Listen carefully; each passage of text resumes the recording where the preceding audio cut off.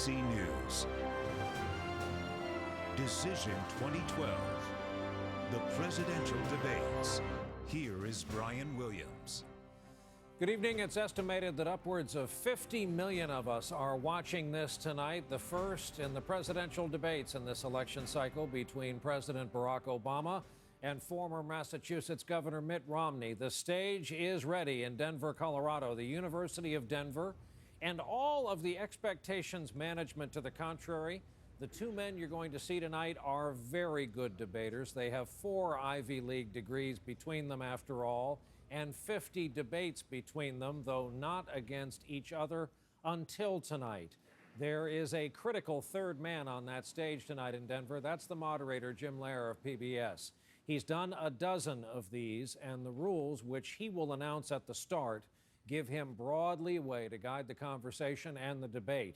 It is a cold room in Denver. The campaigns wanted the temperature low, and it's not likely to stay that way once we get underway.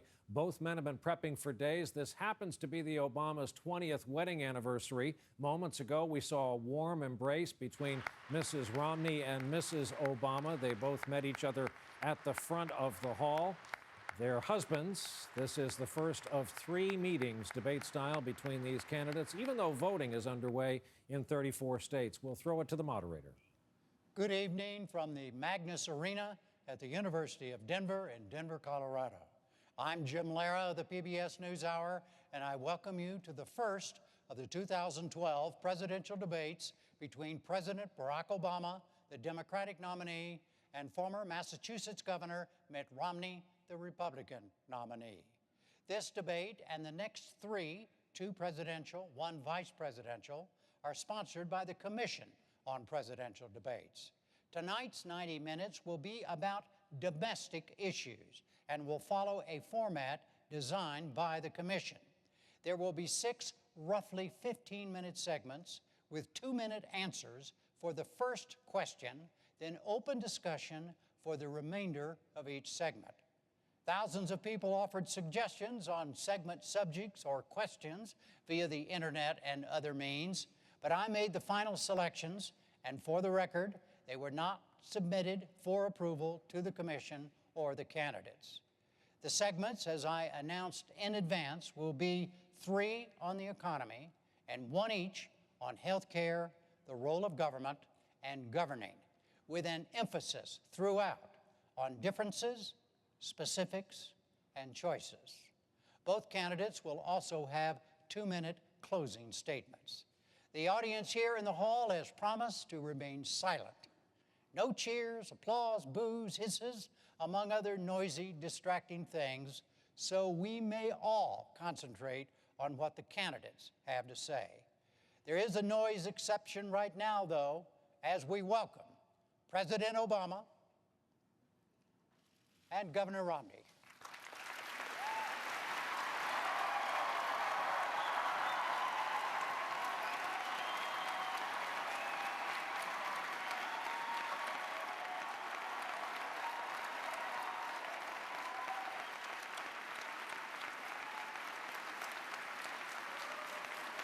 Jim.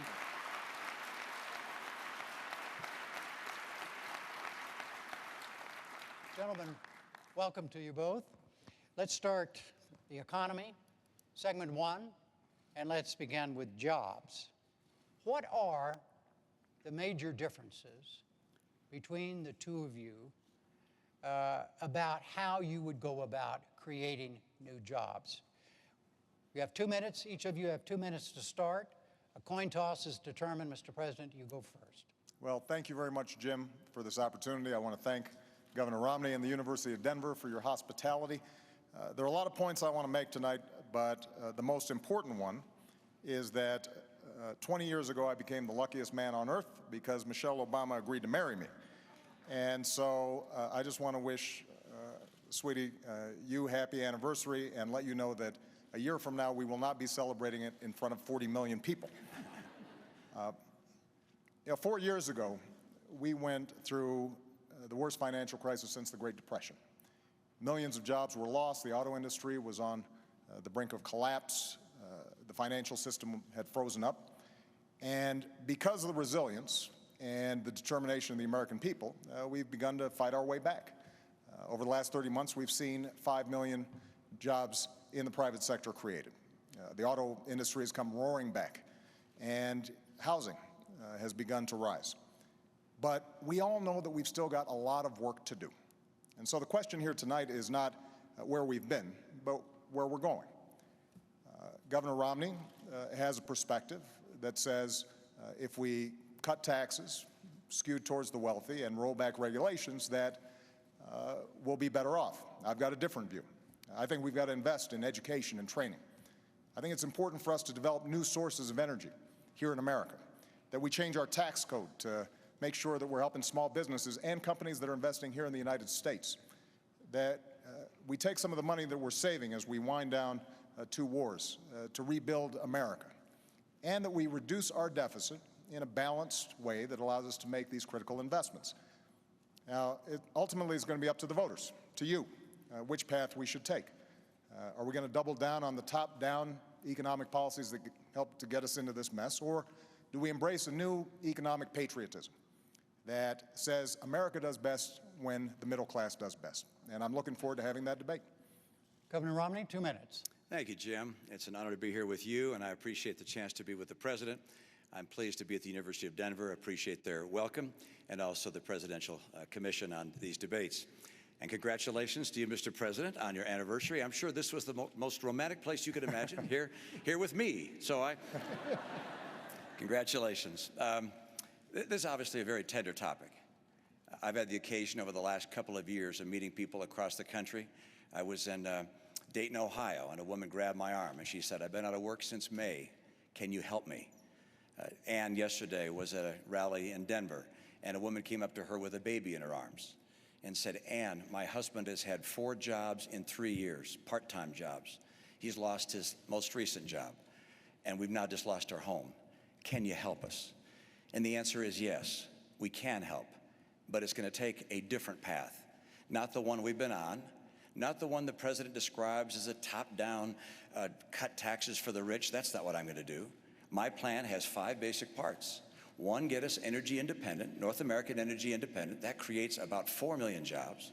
Number 2, open up more trade, particularly in Latin America. Crack down on China if and when they cheat. Number 3, make sure our people have the skills they need to succeed, and the best schools in the world. We're far away from that now. Number 4, get us to a balanced budget. Number 5, champion small business. It's small business that creates the jobs in America. And over the last 4 years, small business people have decided that America may not be the place to open a new business because new business startups are down to a 30-year low. I know what it takes to get small business growing again, to hire people. Now, I'm concerned that the path that we're on has just been unsuccessful.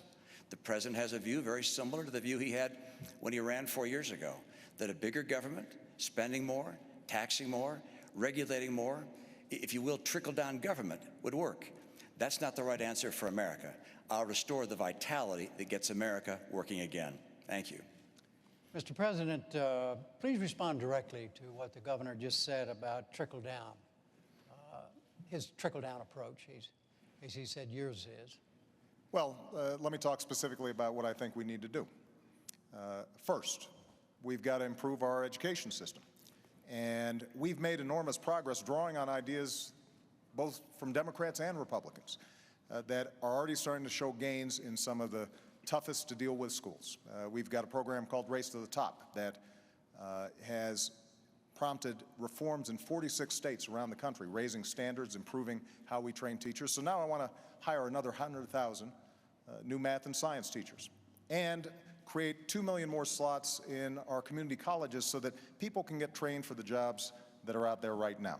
And I want to make sure that we keep tuition low for our young people. When it comes to our tax code, Governor Romney and I both agree that our corporate tax rate is too high. So I want to lower it, particularly for manufacturing, taking it down to 25%. But I also want to close those loopholes that are giving incentives for companies that are shipping jobs overseas. I want to provide tax breaks for companies that are investing here in the United States.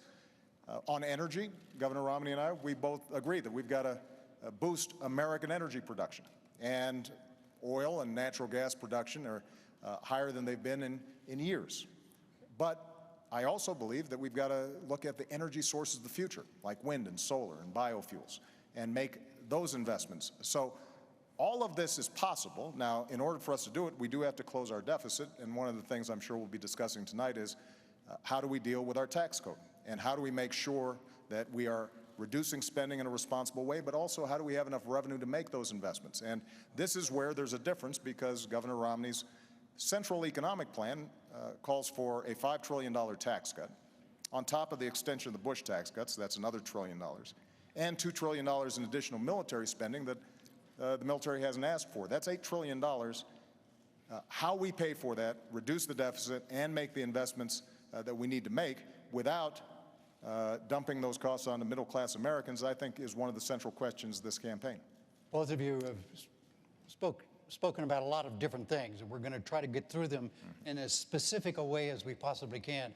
But first, Governor Romney, do you have a question that you'd like to ask the president directly about something he just said? Well, sure. I'd like to clear up the record and go through piece by piece. First of all, I don't have a $5 trillion tax cut. I don't have a tax cut of the scale that you're talking about. My view is that we ought to provide tax relief to people in the middle class.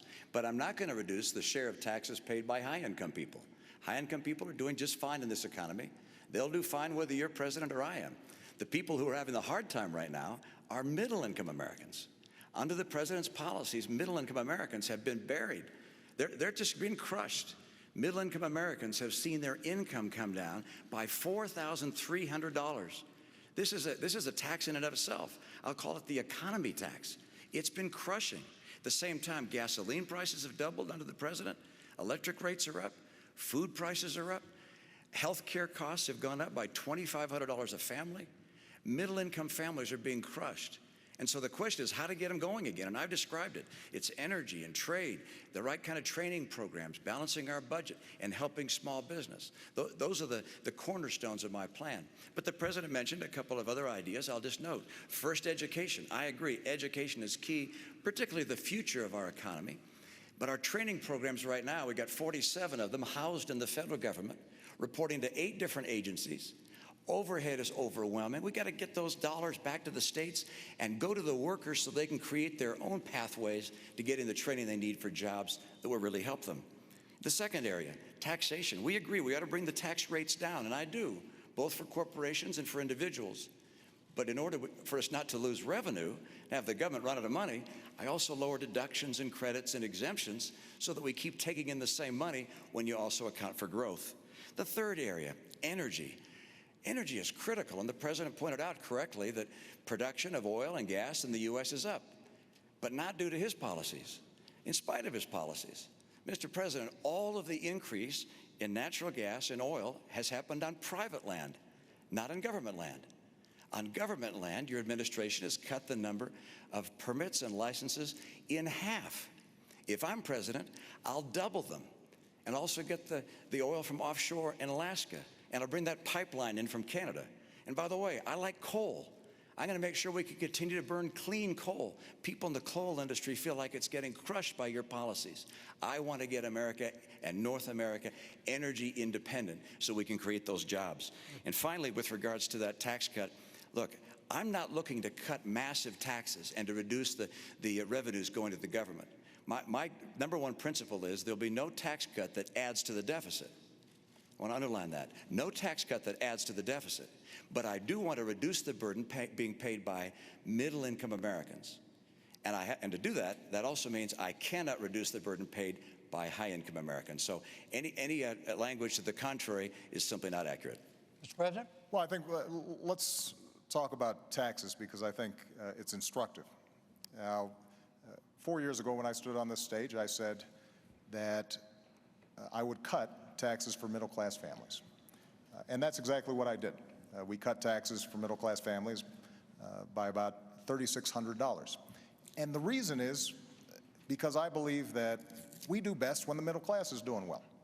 And by giving them those tax cuts, they had a little more money in their pocket.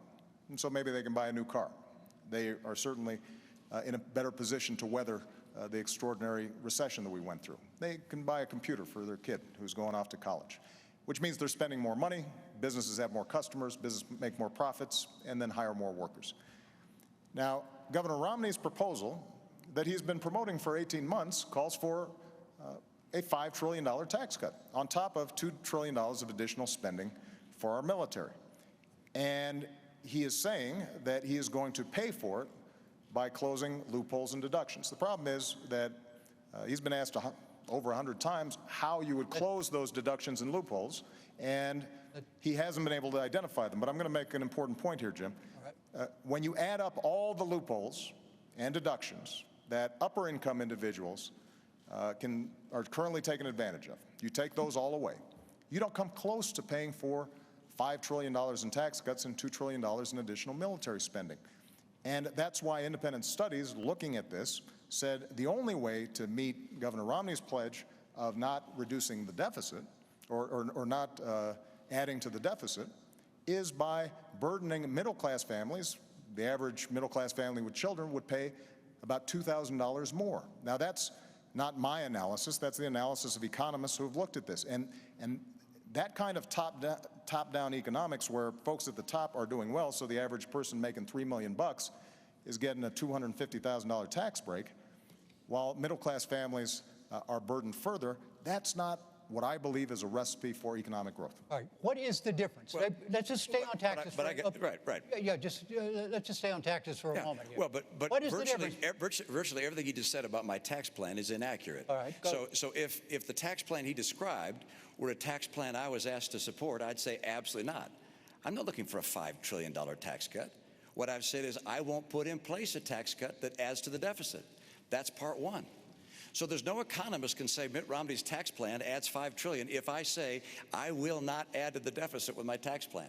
Number two, I will not reduce the share paid by high-income individuals. I know that you and your running mate keep saying that, and I know it's a popular thing to say with a lot of people, but it's just not the case. Look, I got 5 boys. I'm used to people saying something that's not always true, but just keep on repeating it and ultimately hoping I'll believe it. But that is not the case, all right? I will not reduce the taxes paid by high-income Americans. And number 3, I will not, under any circumstances, raise taxes on middle-income families. I will lower taxes on middle-income families. Now, you cite a study. There's 6 other studies that looked at the study you described and say it's completely wrong. I saw a study that came out today that said you're going to raise taxes by $3,000 to $4,000 on middle-income families. There are all these studies out there. But let's get to the bottom line. That is, I want to bring down rates. I want to bring the rates down, at the same time lower deductions and exemptions and credits and so forth, so we keep getting the revenue we need. And you think, well, then why lower the rates?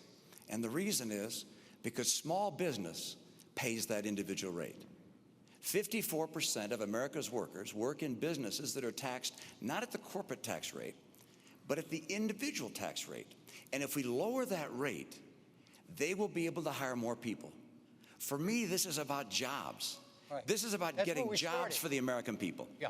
Do you challenge what the governor just said about his own plan? Well, for 18 months, he's been running on this tax plan. And now, 5 weeks before the election, he's saying that his big, bold idea is never mind. And the fact is that if you are lowering the rates the way you described, Governor, then it is not possible to come up with enough deductions and loopholes that only affect high-income individuals to avoid either raising the deficit or burdening the middle class. It's math. It's arithmetic. Now, Governor Romney and I do share a deep interest in encouraging small business growth. So at the same time that my tax plan has already lowered taxes for 98% of families, I also lowered taxes for small businesses 18 times. And what I want to do is continue the tax rates, the tax cuts that we put into place for small businesses and families. But I have said that for incomes over $250,000 a year, that we should go back to the rates that we had when Bill Clinton was president, when we created 23 million new jobs, went from deficit to surplus, and created a whole lot of millionaires to boot. And the reason this is important is because by doing that, we can not only reduce the deficit, we can not only encourage job growth through small businesses, but we're also able to make the investments that are necessary in education or in energy. And we do have a difference, though, when it comes to definitions of small business. You know, under my plan, 97% of small businesses would not see their income taxes go up. Governor Romney says, well, those top 3%, they're the job creators, they'd be burdened. But under Governor Romney's definition, there are a whole bunch of millionaires and billionaires who are small businesses. Donald Trump is a small business.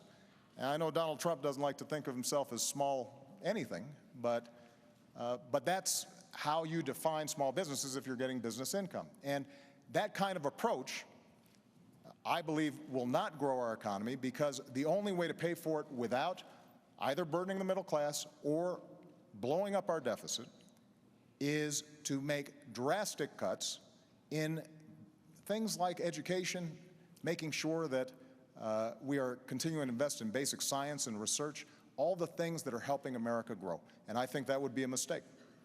All right. Jim, let me just come back on that point, which Just is for the these record, small businesses we're talking about. Excuse me, just so everybody understands. Yeah. We're way over our first 15 minutes. It's fun, isn't it? It's okay. It's great. That's great. okay. No problem. Now, you all don't have a good. problem. I don't have a problem, because we're still on the economy. Right. But we're going to come back to taxes, and we're going to move on to the deficit and a lot of other things too. Okay, but go ahead, sir. You bet. Well, Mr. President, you're absolutely right, which is that with regards to 97% of the businesses are not taxed at the 35% tax rate. They're taxed at a lower rate. But those businesses that are in the last 3% of businesses happen to employ half of all the people who work in small business. Those are the businesses that employ 1/4 of all the workers in America. And your plan is to take their tax rate from 35% to 40%. Now, and I talked to a guy who has a very small business. He's in the electronics business in St. Louis. He has 4 employees.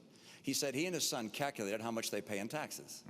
Federal income tax, federal payroll tax, state income tax, state sales tax, state property tax, gasoline tax. It added up to well over 50% of what they earned.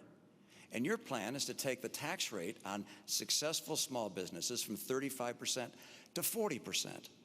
The National Federation of Independent Businesses has said that will cost 700,000 jobs. I don't want to cost jobs. My priority is jobs. And so what I do is I bring down the tax rates, lower deductions and exemptions. The same idea behind Bowles-Simpson, by the way. Get the rates down, lower deductions and exemptions to create more jobs, because there's nothing better for getting us to a balanced budget than having more people working, earning more money, paying more taxes. That's by far the most effective and efficient way to get this budget balanced. Jim, you may want to move on to another topic, but I would just say this to the American people. If you believe that we can cut taxes by $5 trillion and add $2 trillion in additional spending that the military is not asking for, $7 trillion, just to give you a sense, over 10 years, that's more than our entire defense budget. And you think that by closing loopholes and deductions for the well-to-do, somehow you will not end up picking up the tab, then Governor Romney's plan may work for you. But I think math, common sense, and our history shows us that's not a recipe for job growth. Look, we've tried this. We've tried both approaches. The approach that Governor Romney is talking about is the same sales pitch that was made in 2001 and 2003. And we ended up with the slowest job growth in 50 years. We ended up moving from surplus to deficits, and it all culminated in the worst financial crisis since the Great Depression. Bill Clinton tried the approach that I'm talking about. We created 23 million new jobs. We went from deficit to surplus, and businesses did very well. So in some ways, we've got some data on which approach is more likely to create jobs and opportunity for Americans. And I believe that the economy works best when middle-class families are getting tax breaks so that they've got some money in their pockets. And those of us who have done extraordinarily well because of this magnificent country that we live in, that we can afford to do a little bit more to make sure we're not blowing up the deficit. Jim, the president began this segment, so I think I get the last word.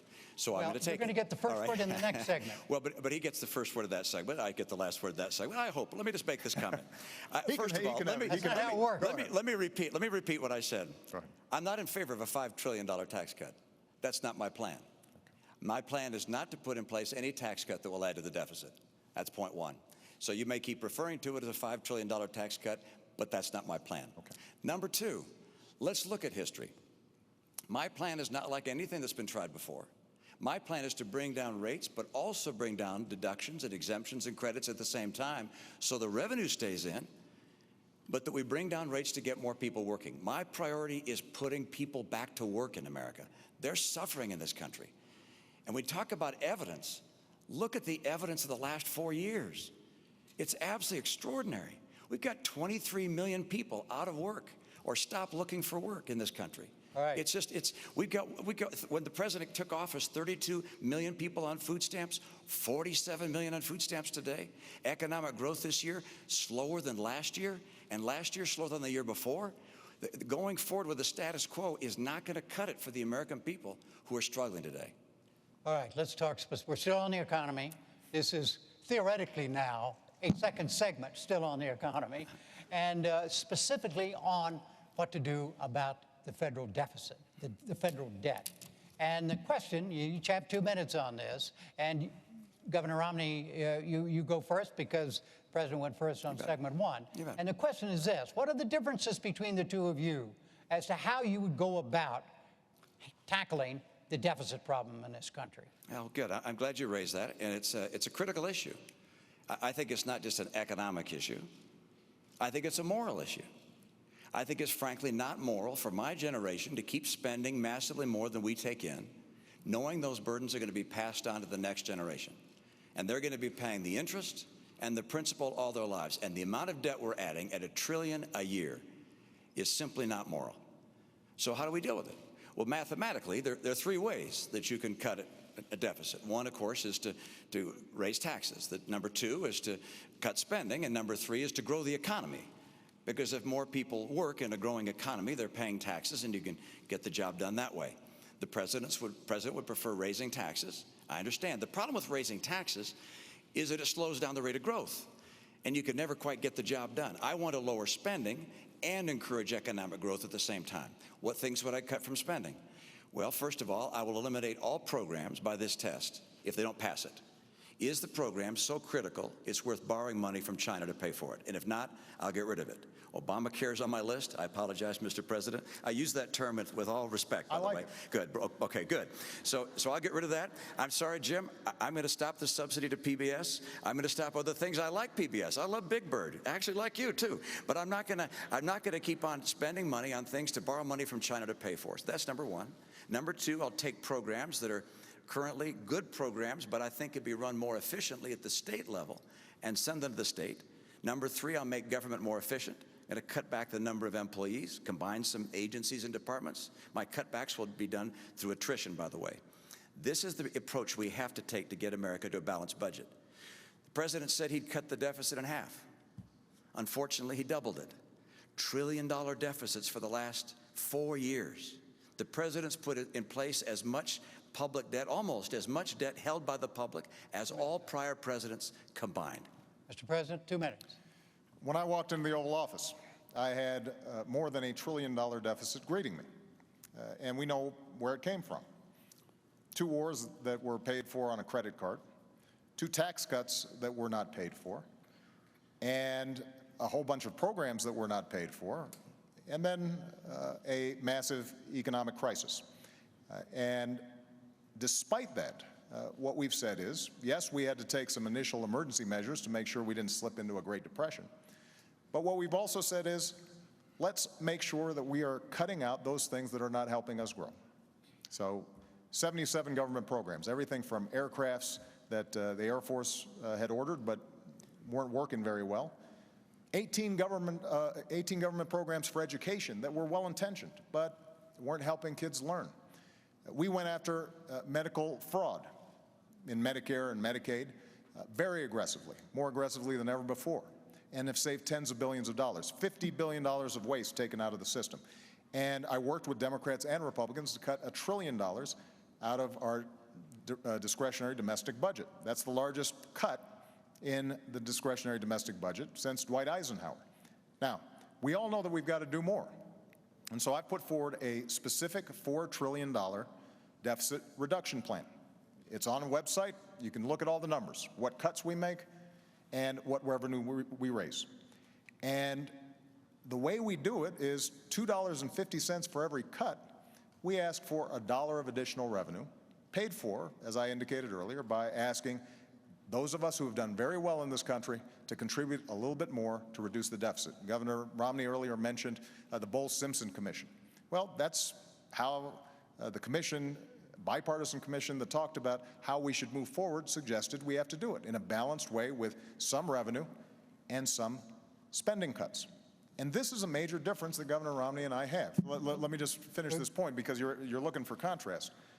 When Governor Romney stood on a stage with other Republican candidates for the nomination, and he was asked, would you take $10 of spending cuts for just $1 of revenue? And he said no. Now, if you take such an unbalanced approach, then that means you are going to be gutting our investments in schools and education. It means that Governor Romney talked about Medicaid and how we could send it back to the states, but effectively this means a 30% cut in the primary program we help for seniors who are in nursing homes, for kids who are with disabilities. Mr. President, and that is not a right strategy for us to move forward. Way over the 2 minutes. Sorry. Governor, what about Simpson-Bowles? Will you support Simpson-Bowles? Simpson-Bowles, the president should have grabbed that. No, I mean, do you support Simpson-Bowles? I have my own plan. It's not the same as Simpson-Bowles, but in my view, the president should have grabbed it. If he wanted to make some adjustments to it, take it, go to Congress, fight for it.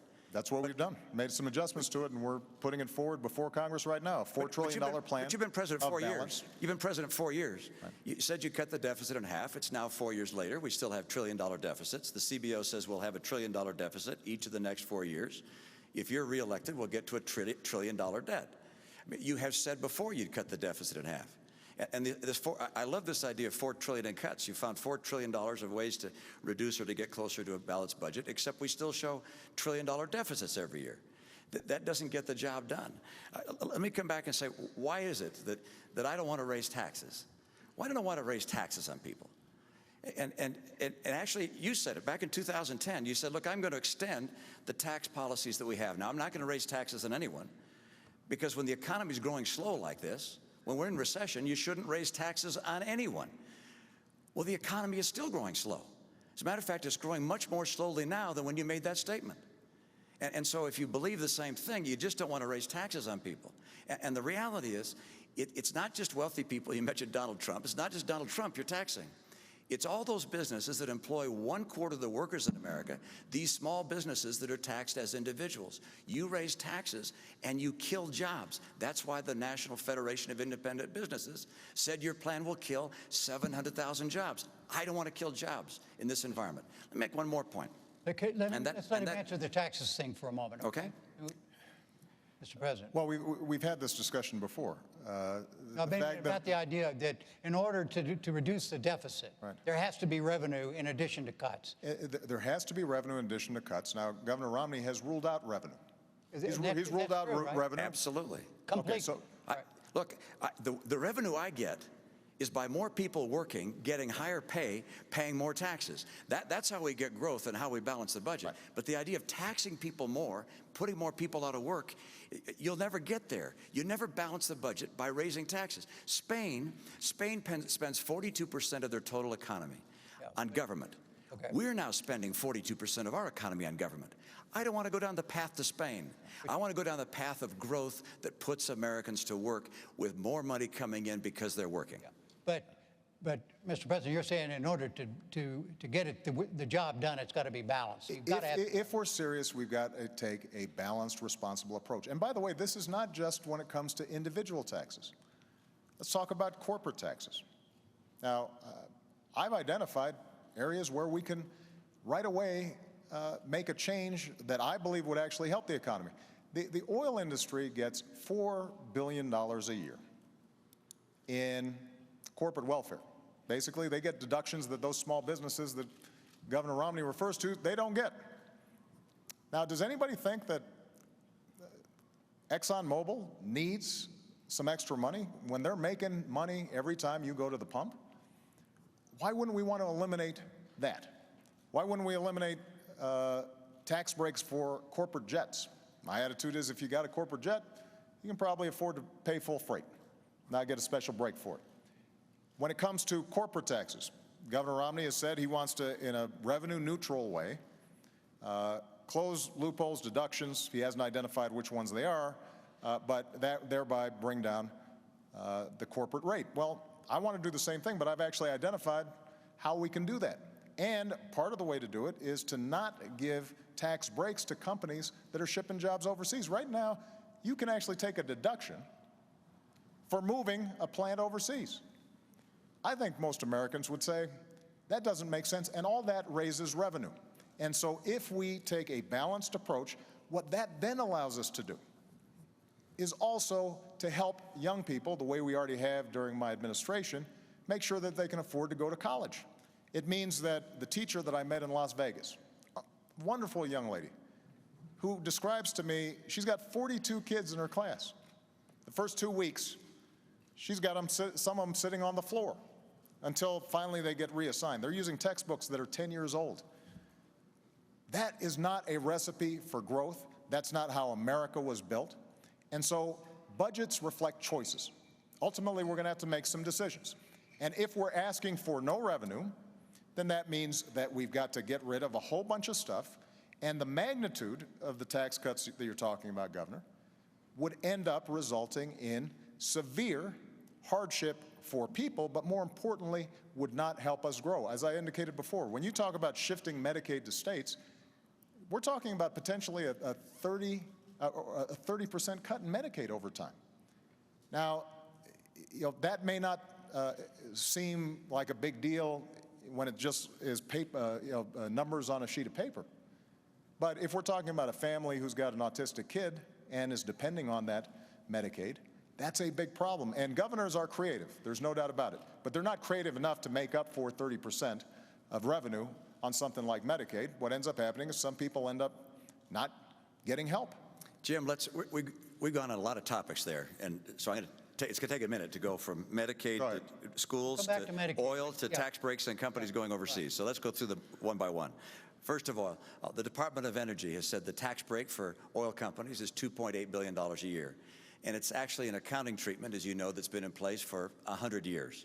Now, it's time to end it. And in 1 year, you provided $90 billion in breaks to the green energy world.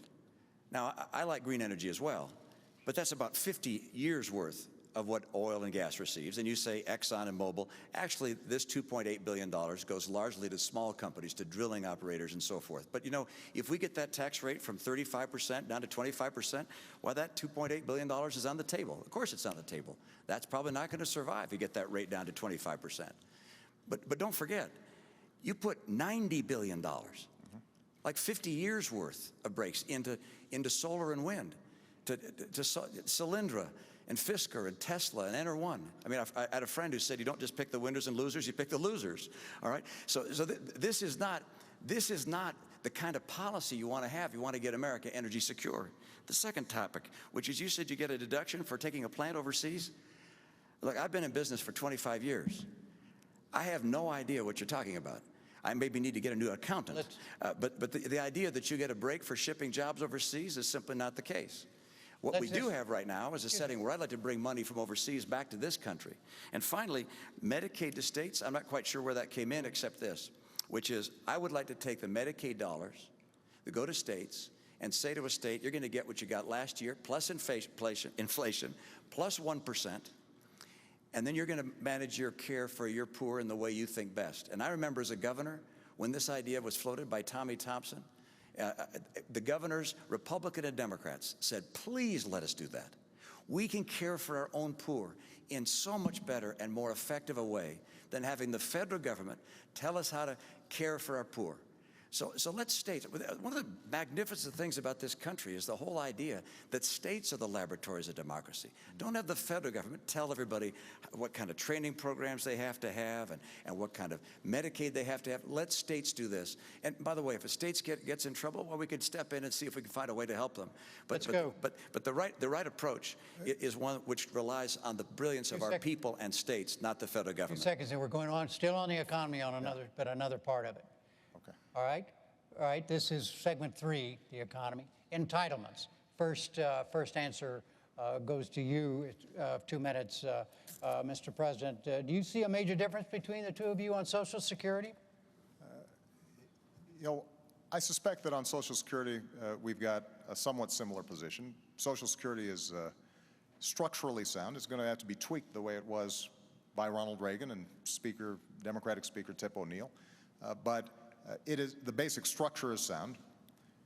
But I want to talk about the values behind Social Security and Medicare, and then talk about Medicare, because that's the big driver of our deficits right now. You know, my grandmother, some of you know, helped to raise me. My grandparents did. My grandfather died a while back. My grandmother died 3 days before I was elected president. And she was fiercely independent. She worked her way up, only had a high school education, started as a secretary, ended up being the vice president of a local bank. And she ended up living alone by choice. And the reason she could be independent was because of Social Security and Medicare. She had worked all her life, put in this money, and understood that there was a basic guarantee, a floor under which she could not go. And that's the perspective I bring when I think about what's called entitlements. You know, the name itself implies some sense of dependency on the part of these folks. These are folks who've worked hard, like my grandmother, and there are millions of people out there who are counting on this. So my approach is to say, how do we strengthen the system over the long term? And in Medicare, what we did was we said, we are going to have to bring down the costs if we're going to deal with our long-term deficits. But to do that, let's look where some of the money is going. $716 billion we were able to save from the Medicare program by no longer overpaying insurance companies, by making sure that we weren't overpaying providers. And using that money, we were actually able to lower prescription drug costs for seniors by an average of $600. And we were also able to make a significant dent in providing them the kind of preventive care that will ultimately save money throughout the system.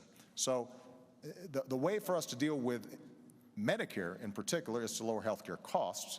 When it comes to Social Security, as I said, you don't need a major structural change in order to make sure that Social Security is there for the future. We'll follow up on this. First, Governor Romney, you have 2 minutes on Social Security and entitlements. Well, Jim, our seniors depend on these programs, and I know anytime we talk about entitlements, people become concerned that something's going to happen that's going to change their life for the worst. And the answer is neither the President nor I are proposing any changes for any current retirees or near retirees, either to Social Security or Medicare. So if you're 60 or around 60 or older, you don't need to listen any further. But for younger people, we need to talk about what changes are going to be occurring. Oh, I just thought about one. And that is, in fact, I was wrong when I said the President isn't proposing any changes for current retirees. In fact, he is on Medicare. On Social Security, he's not. But on Medicare, for current retirees, he's cutting $716 billion from the program. Now, he says by not overpaying hospitals and providers, actually just going to them and saying, we're going to reduce the rates you get paid across the board. Everybody's going to get a lower rate. That's not just going after places where there's abuse. That's saying we're cutting the rates. Some 15% of hospitals and nursing homes say they won't take any more Medicare patients under that scenario. We also have 50% of doctors who say they won't take more Medicare patients. We have 4 million people on Medicare Advantage that will lose Medicare Advantage because of those $716 billion in cuts.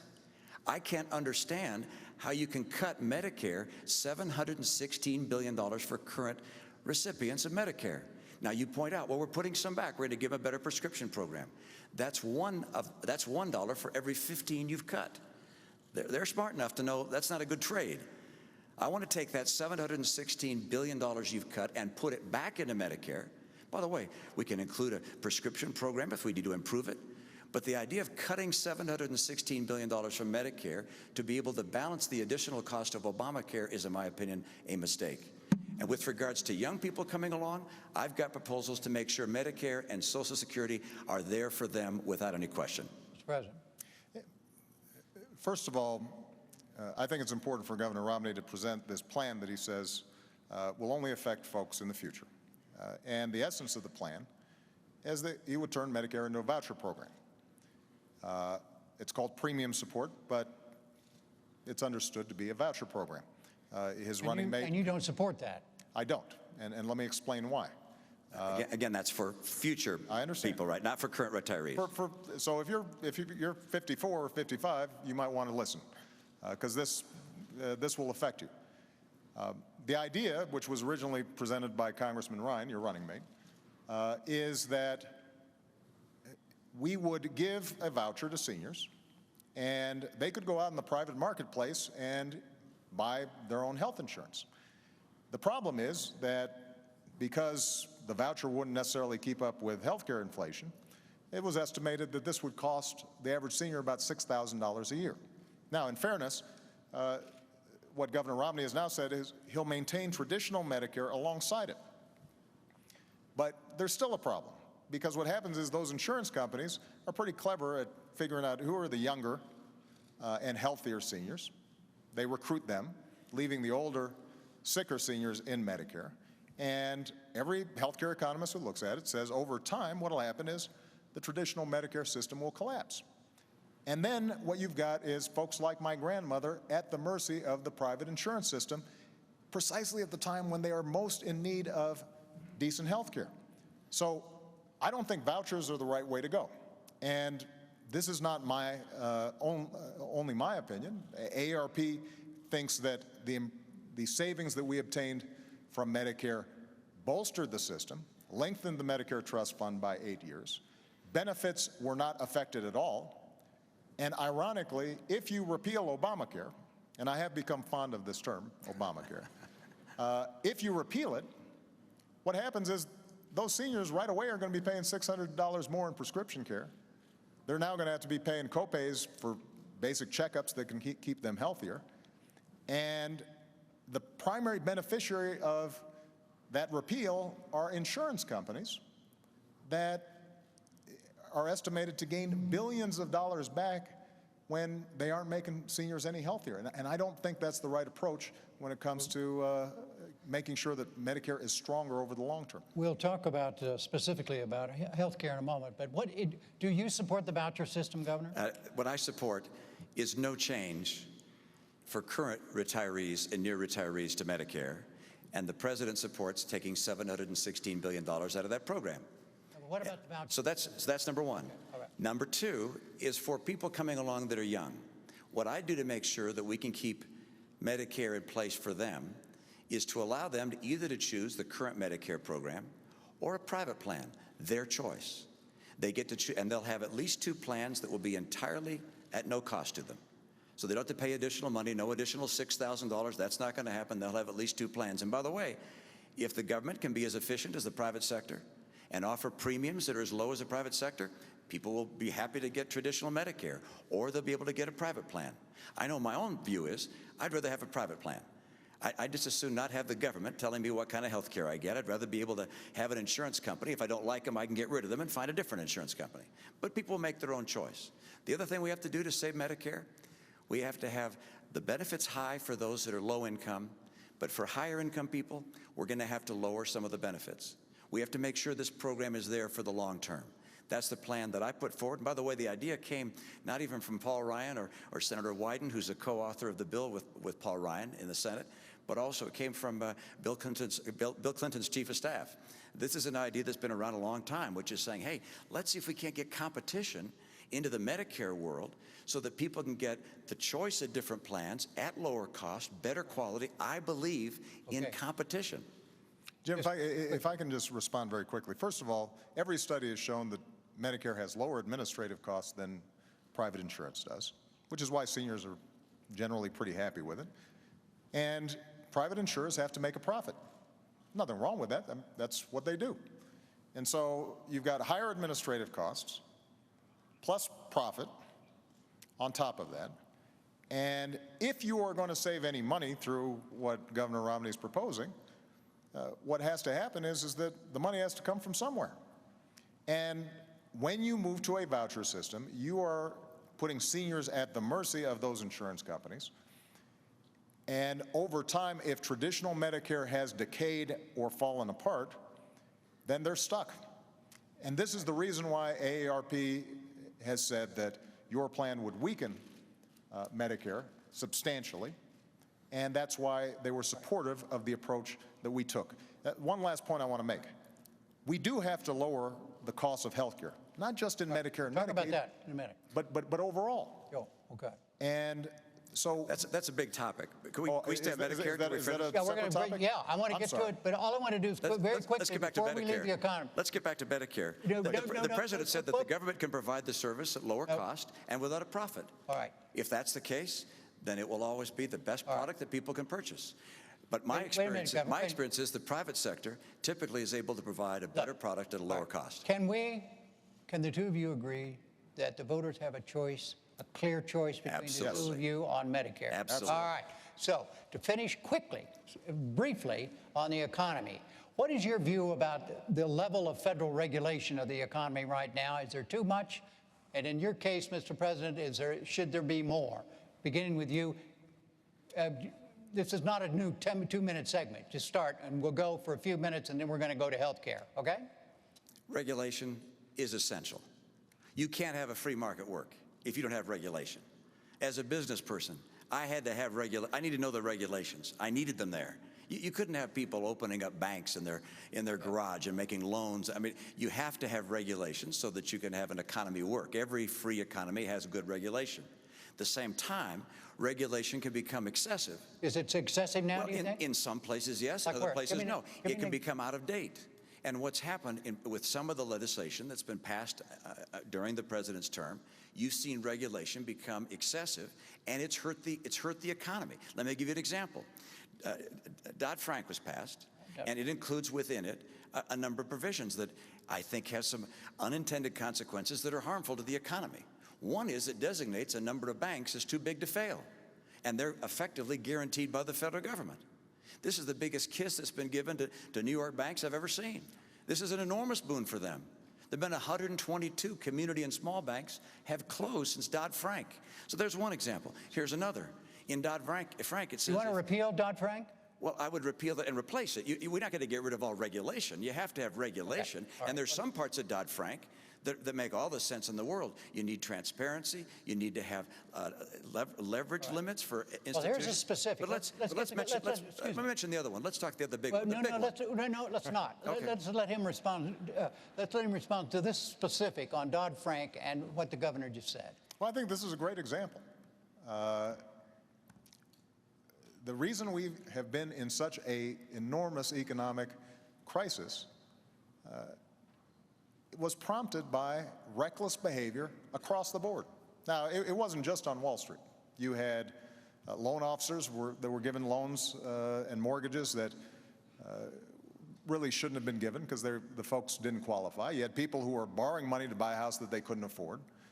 You had credit agencies that were stamping these as A1 great investments when they weren't.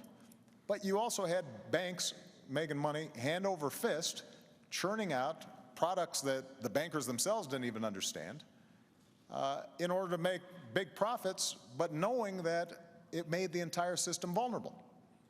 So what did we do? We stepped in and had the toughest reforms on Wall Street since the 1930s. We said, you've got banks, you've got to raise your capital requirements. You can't engage in some of this risky behavior that is putting Main Street at risk.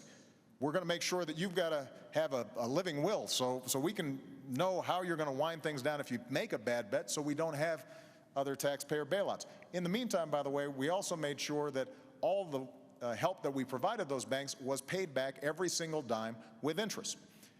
Now, Governor Romney has said he wants to repeal Dodd-Frank. And, I appreciate, and it appears we've got some agreement that a marketplace to work has to have some regulation. But in the past, Governor Romney has said he just wants to repeal Dodd-Frank, roll it back. And so the question is, does anybody out there think that the big problem we had is that there was too much oversight and regulation of Wall Street? Because if you do, then Governor Romney is your candidate. But that's not what I believe. That's just not the facts. Look, we have to have regulation at Wall Street. That's why I'd have regulation, but I wouldn't designate 5 banks as too big to fail and give them a blank check. That's one of the unintended consequences of Dodd-Frank. It wasn't thought through properly. We need to get rid of that provision because it's killing regional and small banks. They're getting hurt. Let me mention another regulation in Dodd-Frank. You say we were giving mortgages to people who weren't qualified. That's exactly right. It's one of the reasons for the great financial calamity we had. And so Dodd-Frank correctly says we need to have qualified mortgages, and if you give a mortgage that's not qualified, there are big penalties. Except they didn't ever go on to define what a qualified mortgage was. It's been 2 years. We don't know what a qualified mortgage is yet. So banks are reluctant to make loans, mortgages. Try and get a mortgage these days. It's hurt the housing market because Dodd-Frank didn't anticipate putting in place the kinds of regulations you have to have. It's not that Dodd-Frank always was wrong with too much regulation. Sometimes they didn't come out with the clear regulation. I will make sure we don't hurt the functioning of our marketplace and our businesses because I want to bring back housing and get good jobs. All right, I think we have another clear difference between the two of you. Now let's move to health care, where I know there is a clear difference. And that has to do with the Affordable Care Act, Obamacare, and it's a two-minute new segment, and that means 2 minutes each. And you go first, Governor Romney. You want it repealed. You want the Affordable Care Act repealed. Why? I sure do. Well, in part, it comes again from my experience. I was in New Hampshire. A woman came to me and she said, "Look, I can't afford insurance for myself or my son." I met a couple in Appleton, Wisconsin, and they said, "We're thinking of dropping our insurance. We can't afford it." And the number of small businesses I've gone to that are saying they're dropping insurance because they can't afford it, the cost of health care is just prohibitive, and we've got to deal with cost. And unfortunately, when you look at Obamacare, the Congressional Budget Office has said it will cost $2,500 a year more than traditional insurance. So it's adding to cost. And as a matter of fact, when the president ran for office, he said that by this year, he would have brought down the cost of insurance for each family by $2,500 a family. Instead, it's gone up by that amount. So it's expensive. Expensive things hurt families. So that's one reason I don't want it. Second reason, it cuts $716 billion from Medicare to pay for it. I want to put that money back in Medicare for our seniors. Number three, it puts in place an unelected board that's going to tell people ultimately what kind of treatments they can have. I don't like that idea. Fourth, there was a survey done of small businesses across the country. It said, what's been the effect of Obamacare on your hiring plans? And 3/4 of them said it makes us less likely to hire people. I just don't know how the president could have come into office facing 23 million people out of work, rising unemployment, an economic crisis at the kitchen table, and spent his energy and passion for 2 years fighting for Obamacare instead of fighting for jobs for the American people. It has killed jobs. And the best course for health care is to do what we did in my state, craft a plan at the state level that fits the needs of the state, and then let's focus on getting the cost down for people rather than raising it with the $2,500 additional premium. Mr. President, the argument against repeal. Well, 4 years ago when I was running for office, I was traveling around and having those same conversations that Governor Romney talks about. And it wasn't just that small businesses were seeing costs skyrocket and they couldn't get affordable coverage even if they wanted to provide it to their employees. It wasn't just that this was the biggest driver of our federal deficit, our overall health care costs, but it was families who were worried about going bankrupt if they got sick. Millions of families all across the country. If they had a pre-existing condition, they might not be able to get coverage at all. If they did have coverage, insurance companies might impose an arbitrary limit. And so as a consequence, they're paying their premiums. Somebody gets really sick. Lo and behold, they don't have enough money to pay the bills because the insurance companies say that they've hit the limit. So we did work on this alongside working on jobs because this is part of making sure that middle-class families are secure in this country. And let me tell you exactly what Obamacare did. Number one, if you've got health insurance, it doesn't mean a government takeover. You keep your own insurance, you keep your own doctor, but it does say insurance companies can't jerk you around. They can't impose arbitrary lifetime limits. They have to let you keep your kid on your insurance plan until you're 26 years old. And it also says that you're going to have to get rebates if insurance companies are spending more on administrative costs and profits than they are on actual care. Number two, if you don't have health insurance, we're essentially setting up a group plan that allows you to benefit from group rates that are typically 18% lower than if you're out there trying to get insurance on the individual market. Now, the last point I'd make before 2 minutes is up, sir. No, I think I had 5 seconds before you interrupted me. Was the irony is that we've seen this model work really well in Massachusetts because Governor Romney did a good thing working with Democrats in the state to set up what is essentially the identical model. And as a consequence, people are covered there. It hasn't destroyed jobs. And as a consequence, we now have a system in which we have the opportunity to start bringing down costs as opposed to just leaving millions of people out in the cold. Your 5 seconds went away a long time ago. All right, Governor, tell the president directly why you think what he just said is wrong about Obama. Well, I did with my first statement, but I'll go on. Please elaborate. I'll elaborate. Exactly right. First of all, I like the way we did it in Massachusetts. I like the fact that in my state we had Republicans and Democrats come together and work together. What you did instead was to push through a plan without a single Republican vote. As a matter of fact, when Massachusetts did something quite extraordinary, elected a Republican senator to stop Obamacare, you pushed it through anyway. So entirely on a partisan basis, instead of bringing America together and having a discussion on this important topic, you pushed through something that you and Nancy Pelosi and Harry Reid thought was the best answer and drove it through. What we did in a legislature, 87% Democrat, we worked together. 200 legislators in my legislature, only 2 voted against the plan by the time we were finished. What were some differences? We didn't raise taxes. You've raised them by $1 trillion under Obamacare. We didn't cut Medicare. Of course, we don't have Medicare, but we didn't cut Medicare by $716 billion. We didn't put in place a board that can tell people ultimately what treatments they're going to receive. We didn't also do something that I think a number of people across this country recognize, which is put people in a position where they're going to lose the insurance they had and they wanted. Right now, the CBO says up to 20 million people will lose their insurance as Obamacare goes into effect next year. And likewise, a study by McKinsey and Company of American businesses said 30% of them are anticipating dropping people from coverage. So for those reasons, for the tax, for Medicare, for this board, and for people losing their insurance, this is why the American people don't want Medicare, don't want Obamacare. It's why Republicans said, do not do this. And the Republicans had the plan. They put a plan out. They put out a plan, a bipartisan plan. It was swept aside. I think something this big, this important, has to be done on a bipartisan basis.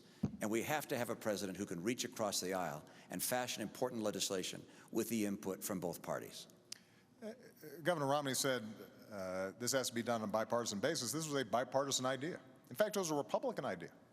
And Governor Romney, at the beginning of this debate, wrote and said, what we did in Massachusetts could be a model for the nation. And I agree that the Democratic legislators in Massachusetts might have given some advice to Republicans in Congress about how to cooperate. But the fact of the matter is, we use the same advisors, and they say it's the same plan. When Governor Romney talks about this board, for example, unelected board that we've created, what this is a group of healthcare experts, doctors, et cetera, to figure out how can we reduce the cost of care in the system overall. Because there are 2 ways of dealing with our healthcare crisis.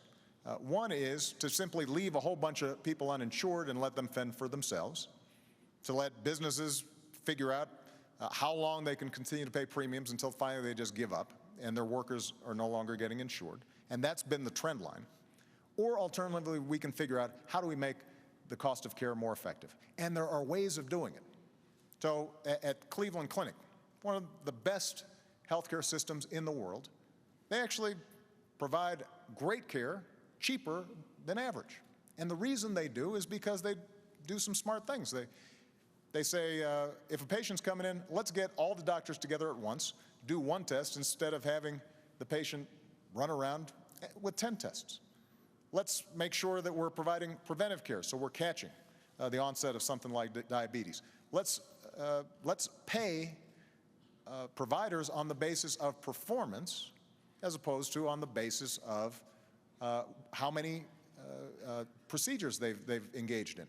Now, so what this board does is basically identifies best practices and says, let's use the purchasing power of Medicare and Medicaid to help to institutionalize all these good things that we do. And the fact of the matter is that when Obamacare is fully implemented, we're going to be in a position to show that costs are going down. And over the last 2 years, healthcare premiums have gone up. It's true, but they've gone up slower than any time in the last 50 years. So we're already beginning to see progress. In the meantime, folks out there with insurance, you're already getting a rebate.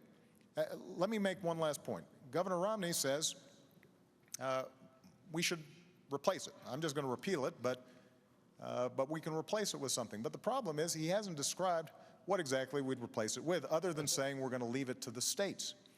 But the fact of the matter is that some of the prescriptions that he's offered, like letting you buy insurance across state lines, there's no indication that that somehow is going to help somebody who's got a pre-existing condition be able to finally buy insurance. In fact, it's estimated that by repealing Obamacare, you're looking at 50 million people losing health insurance at a time when it's vitally important. Let's let the governor explain what you would do if Obamacare is repealed. How would you replace it? Actually, it's a lengthy description, but number one, pre-existing conditions are covered under my plan. Number two, young people are able to stay on their family plan. That's already offered in the private marketplace. You don't have to have the government mandate that for that to occur. But let's come back to something the President and I agree on, which is the key task we have in healthcare is to get the cost down so it's more affordable for families. And then he has as a model for doing that a board of people at the government, an unelected board, appointed board, who are going to decide what kind of treatment you ought to have. In my opinion, the government is not effective in bringing down the cost of almost anything. As a matter of fact, free people and free enterprises trying to find ways to do things better are able to be more effective in bringing down the cost than the government will ever be. Your example of the Cleveland Clinic is my case in point, along with several others I could describe. This is the private market. These are enterprises competing with each other, learning how to do better and better jobs. I used to consult to businesses, to hospitals and to healthcare providers. I was astonished at the creativity and innovation that exists in the American people. In order to bring the cost of healthcare down, we don't need to have a board of 15 people telling us what kinds of treatments we should have. We instead need to put insurance plans, providers, hospitals, doctors on target such that they have an incentive, as you say, performance pay for doing an excellent job for keeping costs down, and that's happening. Intermountain Healthcare does it superbly well. Mayo Clinic is doing it superbly well. Cleveland Clinic, others. But the right answer is not to have the federal government take over healthcare and start mandating to the providers across America, telling a patient and a doctor what kind of treatment they can have. That's the wrong way to go. The private market and individual responsibility always work best. Let me just point out, first of all, this board that we're talking about can't make decisions about what treatments are given. That's explicitly prohibited in the law. But let's go back to what Governor Romney indicated, that under his plan, he would be able to cover people with pre-existing conditions. Well, actually, Governor, that isn't what your plan does. What your plan does is to duplicate what's already the law, which says, if you are out of health insurance for 3 months, then you can end up getting continuous coverage, and an insurance company can't deny you if it's been under 90 days. But that's already the law, and that doesn't help the millions of people out there with pre-existing conditions. There's a reason why Governor Romney set up the plan that he did in Massachusetts. It wasn't a government takeover of health care. It was the largest expansion of private insurance. But what it does say is that insurers, you've got to take everybody. Now, that also means that you've got more customers. But when Governor Romney says that he'll replace it with something, but can't detail how it will be, in fact, replaced. And the reason he set up the system he did in Massachusetts was because there isn't a better way of dealing with the pre-existing conditions problem. It just reminds me of, he says that he's going to close deductions and loopholes for his tax plan. That's how it's going to be paid for, but we don't know the details. He says that he's going to replace Dodd-Frank, Wall Street reform, but we don't know exactly which ones. He won't tell us. He now says he's going to replace Obamacare and assure that all the good things that are in it are going to be in there and you don't have to worry. And at some point, I think the American people have to ask themselves, is the reason that Governor Romney is keeping all these plans to replace secret because they're too good? Is it because that somehow middle-class families are going to benefit too much from them? No, the reason is because when we reform Wall Street, when we tackle the problem of pre-existing conditions, then these are tough problems, and we've got to make choices. And the choices we've made have been ones that ultimately are benefiting middle-class families all across the country. We're going to move to a... No, I have to respond to that, which is my experience as a governor, is if I come in and lay down a piece of legislation and say it's my way or the highway, I don't get a lot done. What I do is the same way that Tip O'Neill and Ronald Reagan worked together some years ago. When Ronald Reagan ran for office, he laid out the principles that he was going to foster. He said he was going to lower tax rates. He said he was going to broaden the base. You've said the same thing. You're going to simplify the tax code, broaden the base. Those are my principles. I want to bring down the tax burden on middle-income families. And I'm going to work together with Congress to say, okay, what are the various ways we could bring down deductions, for instance? One way, for instance, would be to have a single number. Make up a number, $25,000, $50,000. Anybody can have deductions up to that amount. And then that number disappears for high-income people. That's one way one could do it. One could follow Bowles-Simpson as a model and take deduction by deduction and make differences that way. There are alternatives to accomplish the objective I have, which is to bring down rates, broaden the base, simplify the code, and create incentives for growth. And with regards to health care, you had remarkable details with regards to my pre-existing condition plan. You obviously studied up on my plan. In fact, I do have a plan that deals with people with pre-existing conditions. That's part of my health care plan. And what we did in Massachusetts is a model for the nation, state by state. And I said that at that time. The federal government taking over health care for the entire nation and whisking aside the 10th Amendment, which gives states the rights for these kinds of things, is not the course for America to have a stronger, more vibrant economy. That is a terrific segue to our next segment, and is the role of government. And let's see, role of government, and it is, you are first on this, Mr. President, and the question is this: do you believe, both of you, but you had the first 2 minutes on this, Mr. President, do you believe there's a fundamental difference between the two of you as to how you view the mission of the federal government? Well, I definitely think there are differences. The first role of the federal government is to keep the American people safe. That's its most basic function. And as Commander-in-Chief, that is something that I have worked on and thought about every single day that I've been in the Oval Office. But I also believe that government has the capacity, the federal government has the capacity to help open up opportunity and create ladders of opportunity and to create frameworks where the American people can succeed. Look, the genius of America is the free enterprise system and freedom, and the fact that people can go out there and start a business, work on an idea, make their own decisions. But as Abraham Lincoln understood, there are also some things we do better together. So in the middle of the Civil War, Abraham Lincoln said, let's help to finance the Transcontinental Railroad. Let's start the National Academy of Sciences. Let's start land-grant colleges, because we want to give these gateways of opportunity for all Americans, because if all Americans are getting opportunity, we're all going to be better off. That doesn't restrict people's freedom, that enhances it. And so what I've tried to do as president is to apply those same principles. And when it comes to education, what I've said is we've got to reform schools that are not working. We used something called Race to the Top. It wasn't a top-down approach, Governor. What we've said is to states, we'll give you more money if you initiate reforms. And as a consequence, you had 46 states around the country who have made a real difference. But what I've also said is, let's hire another 100,000 math and science teachers to make sure we maintain our technological lead and our people are skilled and able to succeed. And hard-pressed states right now can't all do that.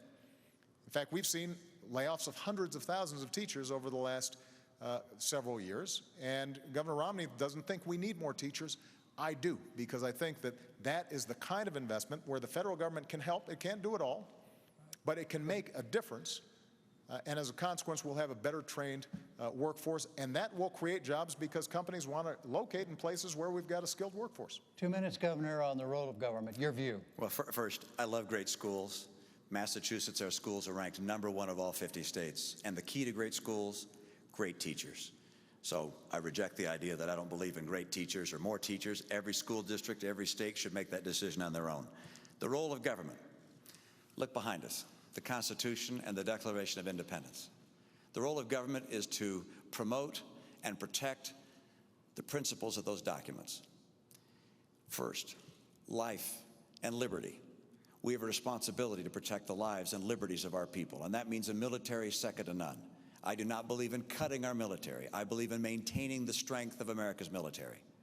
Second, in that line that says we are endowed by our Creator with our rights, I believe we must maintain our commitment to religious tolerance and freedom in this country. That statement also says that we are endowed by our Creator with the right to pursue happiness as we choose. I interpret that as, one, making sure that those people who are less fortunate and can't care for themselves are cared by one another. We're a nation that believes that we're all children of the same God, and we care for those that have difficulties, those that are elderly and have problems and challenges, those that are disabled. We care for them, and we look for discovery and innovation, all these things desired out of the American heart to provide the pursuit of happiness for our citizens. But we also believe in maintaining for individuals the right to pursue their dreams and not to have the government substitute itself for the rights of free individuals.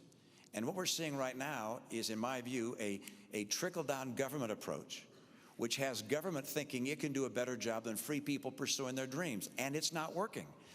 And the proof of that is 23 million people out of work. The proof of that is 1 out of 6 people in poverty. The proof of that is we've gone from 32 million on food stamps to 47 million on food stamps. The proof of that is that 50% of college graduates this year can't find work. We know that the path we're taking is not working. It's time for a new path. All right, let's go through some specifics in terms of how each of you views the role of government. Education. Does the federal government have a responsibility to improve the quality of public education in America? Well, the primary responsibility for education is of course, at the state and local level. But the federal government also can play a very important role. And I agree with Secretary Arne Duncan. It's some ideas he's put forward on Race to the Top, not all of them, but some of them I agree with, and congratulate him for pursuing that. The federal government can get local and state schools to do a better job. My own view, by the way, is I've added to that. I happen to believe I want the kids that are getting federal dollars from IDEA or Title I. These are disabled kids or poor kids or lower income kids, rather. I want them to be able to go to the school of their choice. So all federal funds, instead of going to the state or to the school district, I'd have go, if you will, follow the child and let the parent and the child decide where to send their student. How do you see the federal government's responsibility to, as I say, to improve the quality of public education in this country? Well, as I've indicated, I think that it has a significant role to play. Through our Race to the Top program, we've worked with Republican and Democratic governors to initiate major reforms, and they're having an impact right now. Do you think you have a difference with your views and those of Governor Romney about education? This is where budgets matter, because budgets reflect choices. So when Governor Romney indicates that he wants to cut taxes and potentially benefit folks like me and him, and to pay for it, we're having to initiate significant cuts in federal support for education. That makes a difference. You know, his running mate, Congressman Ryan, put forward a budget that reflects many of the principles that Governor Romney's talked about. And It wasn't very detailed. This seems to be a trend, but what it did do is to, if you extrapolated how much money we're talking about, you'd look at cutting the education budget by up to 20%.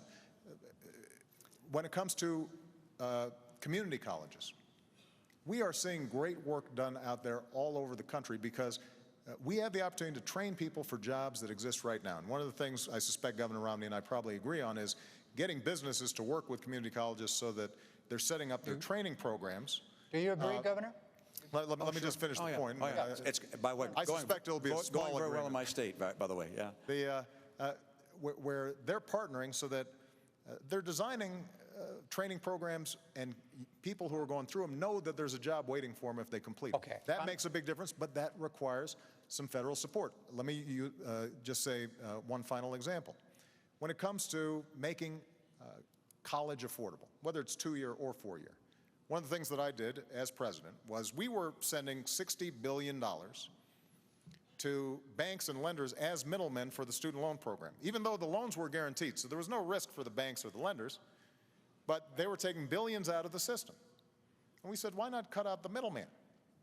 And as a consequence, what we've been able to do is to provide millions more students assistance, lower or keep low interest rates on student loans. And this is an example of where our priorities make a difference. Governor Romney, I genuinely believe, cares about education. But when he tells a student that, you should borrow money from your parents to go to college, that indicates the degree to which, there may not be as much of a focus on the fact that folks like myself, folks like Michelle, kids who attend University of Denver, just don't have that option. And for us to be able to make sure that they've got that opportunity and they can walk through that door, that is vitally important, not just to those kids. It's how we're going to grow this economy over the long term. We're running out of time, gentlemen. So you have a chance. Yes, respond to that. Yes, sir, Governor. Mr. President, you're entitled as a president to your own airplane and to your own house, but not to your own facts. All right, I'm not going to cut education funding. I don't have any plan to cut education funding and grants that go to people going to college. I'm planning on continuing to grow, so I'm not planning on making changes there. But you make a very good point, which is that the place you put your money makes a pretty clear indication of where your heart is. You put $90 billion into green jobs. And I'm all in favor of green energy. $90 billion. That would have hired 2 million teachers. $90 billion. And these businesses, many of them have gone out of business. I think about half of them, of the ones that have been invested in, have gone out of business. A number of them happen to be owned by people who are contributors to your campaigns. Look, the right course for America's government, we're talking about the role of government, is not to become the economic player, picking winners and losers, telling people what kind of health treatment they can receive, taking over the health care system that has existed in this country for a long, long time and has produced the best health records in the world. The right answer for government is to say, how do we make the private sector become more efficient and more effective? How do we get schools to be more competitive? Let's grade them. I propose we grade our schools so parents know which schools are succeeding and failing, so they can take their child to a school that's being more successful. I don't want to cut our commitment to education. I wanted to make it more effective and efficient. And by the way, I've had that experience. I don't just talk about it. I've been there. Massachusetts schools are ranked #1 in the nation. This is not because I didn't have commitment to education. It's because I care about education for all of our kids. All right, gentlemen, look, excuse me one sec. Excuse me, sir. We've got barely have 3 minutes left. I'm not going to grade the two of you and say your answers have been too long or I've done a poor job. You've done a great job. Oh, well, no. But the fact is, government, the role of government and governing, we've lost a pot, in other words. So we only have three minutes left in the debate before we go to your closing statements. And so I want to ask finally here, and remember, we got 3 minutes total time here. And the question is this: many of the legislative functions of the federal government right now are in a state of paralysis as a result of partisan gridlock. If elected, in your case, if re-elected in your case, what would you do about that? Governor? Jim, I had the great experience, it didn't seem like it at the time, of being elected in a state where my legislature was 87% Democrat. And that meant I figured out from day one I had to get along, and I had to work across the aisle to get anything done. We drove our schools to be #1 in the nation. We cut taxes 19 times. What would you do as president? As president, I will sit down on day one, actually the day after I get elected. I'll sit down with leaders, the Democratic leaders, as well as Republican leaders, and continue, as we did in my state. We met every Monday for a couple hours, talked about the issues and the challenges in our state in that case. We have to work on a collaborative basis, not because we're going to compromise our principle, but because there's common ground. And the challenges America faces right now. Look, the reason I'm in this race is there are people that are really hurting today in this country. And we face this deficit could crush the future generations. What's happening in the Middle East? There are developments around the world that are of real concern. And Republicans and Democrats both love America, but we need to have leadership in Washington that will actually bring people together and get the job done, and could not care less if it's a Republican or a Democrat. I've done it before. I'll do it again. Mr. President.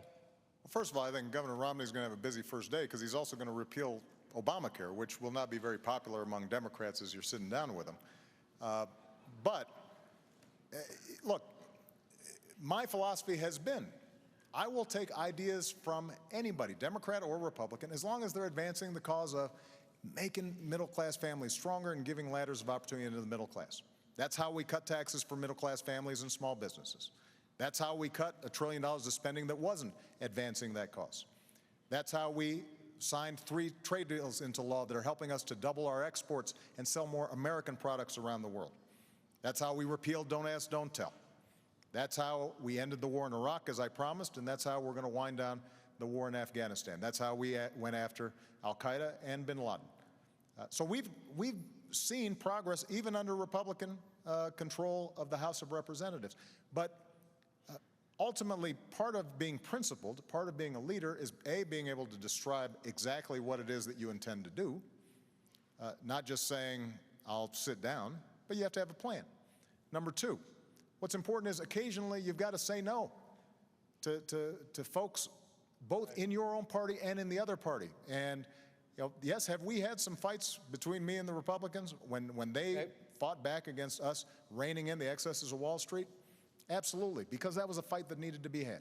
When we were fighting about whether or not we were going to make sure that Americans had more security with their health insurance, and they said no, yes, that was a fight that we needed to have. All right. And so part of leadership and governing is both saying what it is that you are for, but also being willing to say no to some things. And I've got to tell you, Governor Romney, when it comes to his own party during the course of this campaign, has not displayed that willingness to say no to some of the more extreme parts of his party. That brings us to closing statements. There's a coin toss. Governor Romney, you won the toss, and you elected to go last, so you have a closing 2 minutes, Mr. President. Well, Jim, I want to thank you, and I want to thank Governor Romney, because I think this was a terrific debate, and I very much appreciate it. And I want to thank the University of Denver. 4 years ago, we were going through a major crisis. And yet, my faith and confidence in the American future is undiminished. And the reason is because of its people. Because the woman I met in North Carolina who decided at 55 to go back to school because she wanted to inspire her daughter and now has a job from that new training that she's gotten.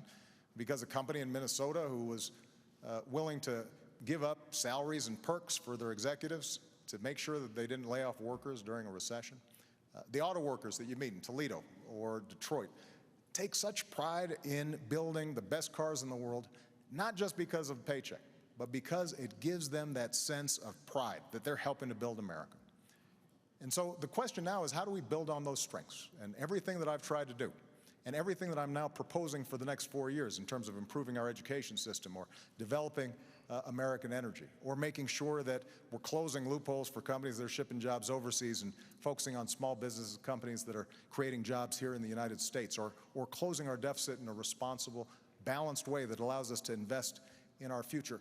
All those things are designed to make sure that the American people, their genius, their grit, their determination is channeled, and they have an opportunity to succeed. And everybody's getting a fair shot, and everybody's getting a fair share. Everybody's doing a fair share, and everybody's playing by the same rules. You know, 4 years ago, I said that I'm not a perfect man and I wouldn't be a perfect president, and that's probably a promise that Governor Romney thinks I've kept. But I also promised that I'd fight every single day on behalf of the American people, and the middle class, and all those who are striving to get in the middle class. I've kept that promise, and if you'll vote for me, then I promise I'll fight just as hard in a second term. Governor Romney, your 2-minute closing. Thank you, Jim, and Mr. President, thank you for tuning in this evening. This is an important election, and I'm concerned about America. I'm concerned about the direction America has been taking over the last 4 years. I know this is bigger than an election about the two of us as individuals. It's bigger than our respective parties. It's an election about the course of America. What kind of America do you want to have for yourself and for your children? And there really are two very different paths that we began speaking about this evening. And over the course of this month, we're going to have 2 more presidential debates and a vice presidential debate. We'll talk about those 2 paths, but they lead in very different directions. And it's not just looking to our words that you have to take an evidence of where they go. You can look at the record. There's no question in my mind that if the president were to be reelected, you'll continue to see a middle-class squeeze with incomes going down and prices going up. I'll get incomes up again. You'll see chronic unemployment. We've had 43 straight months with unemployment above 8%. If I'm president, I will help create 12 million new jobs in this country with rising incomes. If the president's reelected, Obamacare will be fully installed. In my view, that's going to mean a whole different way of life for people who counted on the insurance plan they had in the past. Many will lose it. You're going to see health premiums go up by some $2,500 per family. If I'm elected, we won't have Obamacare. We'll put in place the kind of principles that I've put in place in my own state and allow each state to craft their own programs to get people insured, and we'll focus on getting the cost of health care down. If the president were to be reelected, you're going to see a $716 billion cut to Medicare. You'll have 4 million people who will lose Medicare Advantage. You'll have hospitals and providers that will no longer accept Medicare patients. I'll restore that $716 billion to Medicare. And finally, military. The president's reelected, you'll see dramatic cuts to our military. The Secretary of Defense has said these would be even devastating. I will not cut our commitment to our military. I will keep America strong and get America's middle class working again. Thank you, Jim. Thank you, Governor. Thank you, Mr. President. The next debate will be the vice presidential event on Thursday, October 11th at Center College in Danville, Kentucky. For now, from the University of Denver, I'm Jim Lara. Thank you and good night. We will continue to watch what happens on stage, the embrace between the 2 men. After a 90-plus minute debate, moderated by Jim Lara. Now, a greeting to both spouses. Again, it is the Obama's 20th wedding anniversary tonight. Watching along with us has been our team and David Gregory, the moderator of Meet the Press. Social media, everybody with a Twitter account has opined already. It appeared that an energetic Mitt Romney showed up for this FaceTime tonight before a national audience. Energetic, aggressive, came like he understood that the stakes were high, that he's behind in this race. And what a contrast, Brian. President Obama looked like a president who felt he had a pretty comfortable lead in the polls and wanted to stay above the fray. Decidedly unfeisty in his approach. A lot of people felt that he was not very crisp in his presentation, perhaps should have been more crisp after 4 years in the White House. Governor Chris Christie on Meet the Press Sunday said there'd be a different narrative in this race come Thursday morning. I think a lot of Republicans are going to feel that that's indeed the case. Very interesting scene playing out here on the stage. Really the first time these two families have had the time and occasion to spend time with each other after what has already been such a long, long campaign. Now they'll basically go back after collecting notes at their lecterns to their separate camps. Savannah Guthrie here with us, same question. Well, there's no question that both campaigns looked at this as an opportunity more precious than gold to have an unfiltered audience for 90 minutes in the heat of a campaign.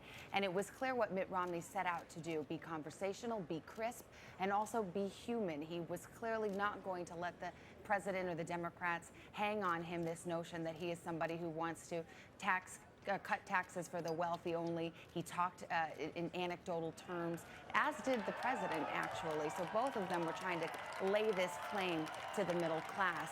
One thing that an Obama advisor emailed to me was that Romney came out strong, but they said it was well rehearsed. Out to Denver we go. Our political director, Chuck Todd. Chuck, first of all, how did it play in the room? And second, your impressions of what a national audience will take away, how this changes things going into the next two gatherings between these two men. Well, I think one thing it's going to change is I think you're going to see Team Obama buckle down more. They went through a lot of mock debates, supposedly, but he did seem to come out and wasn't crisp, sort of missed some obvious places that on the campaign stump he has gone after Mitt Romney, whether it was on Medicare or Dodd-Frank, and seemed to almost at times sort of lose his train of thought about where he was going to go or decided not to go there. What was interesting about Mitt Romney is everything he had to accomplish tonight, he did. I think the bone of contention that the Obama folks have been trying to put out there is that he doesn't have any details, doesn't put any details on his plan. Those were out there. You may not like the details. It's a pretty stark choice that may have been presented, but he came across as somebody who knew his stuff, who knew the president's proposals. And again, you can agree or disagree about how those proposals are supposed to work, but that was an important bar for Mitt Romney to cross because there's been a lot of money being spent by the Obama campaign saying he's not telling you anything, he's hiding these things, and instead you saw Mitt Romney. He looked like a credible alternative tonight.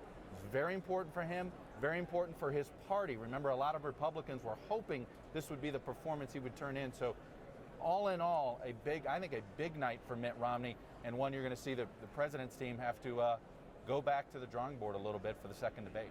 2 points here. Number one, in 34 separate states, voting has already been underway before tonight's event started.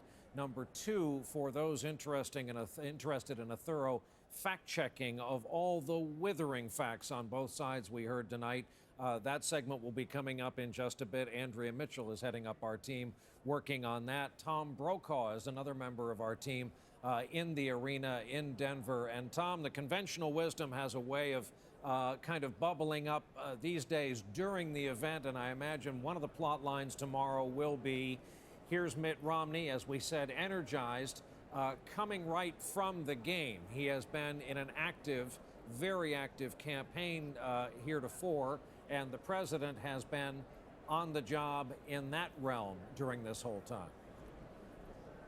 Well, Governor Romney did spend a lot of time preparing for this debate, and it paid off. He had a well-organized narrative. He knew his brief, and this is the candidate that the Republican Party has been waiting to show up, as a matter of fact. And a lot of businessmen I've talked to who have dealt with Mitt Romney in the past have been bewildered by his performance as a candidate. But this is the Mitt Romney that they described to me as he sat down at a table and did a deal. He had a cycle of themes that he wanted to keep coming back to, the objective realities of the economy and what's going on within it, the fact that he would not raise taxes. He insisted on the middle class. He accused the president at one point of not knowing what he was talking about when it came to deductions for jobs overseas. And at the conclusion, he came back again to the whole idea that he thinks the private sector can do a much better job than the federal government can do, and that the president has not delivered on his own promises of 4 years ago. The president has a tough brief to defend, on the other hand. The economy is still not in very good shape. Obamacare, however you may feel about it, is a complex piece of legislation. So tonight, probably, and I don't like to make these kind of judgments generally, tonight will gladden the hearts of a lot of the Republican operatives and the people who are working for him in the states around the country. The big issue is, what does it do to the undecided who are out there, the independents who are still making up their minds? And my own guess is, Brian, as we talked about this earlier tonight on Nightly News, I think there are a lot of people who say that they're for Obama or Romney right now, but can still be persuaded between now and the first Tuesday in November. Remember, we've got 2 more of these debates coming up, but tonight was a big, big start for Governor Romney. And the next one up, of course, the vice presidential debate. David Gregory, because this was, at the end of the day, despite the high stakes, a television show tonight, watched by perhaps north of 50 million Americans. There is a new half generation of Americans coming to this, seeing the format, the stagecraft, the question pods, as Jim Lehrer, and the thankless job, let's put that out, of moderator pointed out. How do you think that will be received, and what's been said so far tonight on social media about it? Well, you know, it's a good question, because I think part of this, as Tom alludes to, is what about the undecided voter? What do we get to the truth of the matter here? The truth is it's very difficult to get to that, in part because it'd be better if there were a little bit more follow-up. It'd be better if they could engage each other, interrupt each other a little bit, so we could get to the bottom of something instead of just a list of particulars and some of their talking points. That's the limit here, and so we do focus more on who had more energy, who's more engaging. But the bottom line is that through all of that, you had in a challenger tonight someone who was feisty, who was long on ideas and vision. And it does remind me a little bit of Bush-Kerry 2004, an incumbent who falls into that trap of saying, look, I know this material, I've actually governed, and doesn't seem quite as sharp. And again, this was about getting a second look for Mitt Romney. I think he's earned that tonight. We're going to fit a break in here, and when we come back, we're going to hear from surrogates with both campaigns, and we'll have our look at some of the facts we heard on stage tonight as our coverage of the first debate in Denver continues.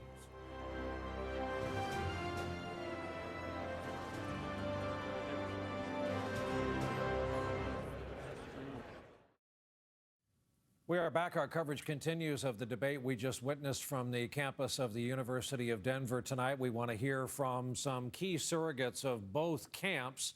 On the Republican side, Senator Kelly Ayotte of the state of New Hampshire, and David Axelrod, senior advisor to the Obama campaign, standing by. Senator, first to you, was what you were chasing tonight, you meaning the Romney camp, an escape from that, the 47% remarks on tape that has haunted this campaign in the last couple of days, trying to convert that into a good performance tonight? Well, what we saw tonight, what the American people saw, is those of us that know Governor Romney. We saw a strong, effective leader with great command of the facts and someone with a vision for our country to get people working again, to have a stronger middle class, and also to get our deficit under control, to make sure that it's brighter for the future for our children and our grandchildren. So he was very much very strong tonight and had a vision and a plan for America to turn this around and to make sure that we preserve the American dream. Senator, if the president had a recurring theme in rebuttal, it was his complaint about the lack of facts, the lack of specificity. Do you think there's any traction there? And secondarily, do you think there's a chance to fine-tune that in the two remaining gatherings? Brian, I don't think there's any traction to that, because it was Governor Romney tonight who offered a clear vision and plan. He had a 5-point plan for turning the economy around on every major issue, including the deficit and the debt. He had a plan to turn it around. And what was stunning is that the president, and you think about it, in an hour and a half, couldn't defend his own record. We didn't hear anything about the stimulus or the policies that he put forward. Senator Kelly Ayotte, thank you very much for being with us tonight. Thanks. From what they affectionately call the spin room out in That's Denver. right. And now to David Axelrod. David, I want to read Ron Fournier tonight in National Journal. Call it the curse of incumbency. Like many of his predecessors, President Obama fell victim Wednesday night to high expectations, a short fuse, and a hungry challenger. Guilty as charged?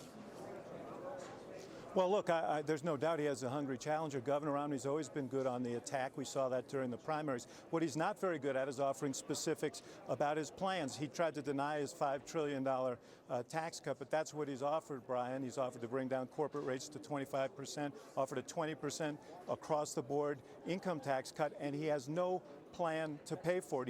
He wants to spend $2 trillion more on defense.